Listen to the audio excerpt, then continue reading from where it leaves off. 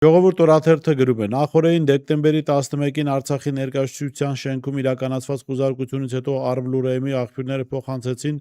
մեզ, որ հնարավոր է մինչև տարեվերջ փակեն կամ վերջնականապես խլեն շենքը Արցախի իշխանություններից։ Արցախի պաշտոնյաներից որևէ մեկը չմեկնաբանեց մեր տեղեկությունը, բայց եւ այնպես չբացառեց, որ խուզարկությունից հետո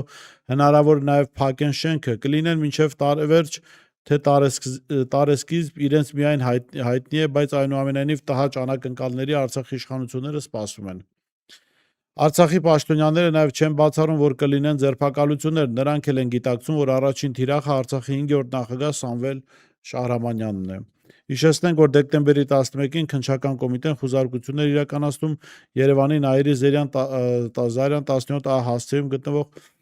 Արցախի Հանրապետության մշտական ներկայացության շենքում։ Կոմիտեի գործողությունները սկսվել են ժամը 11-ին եւ ավարտվել 16:30-ին։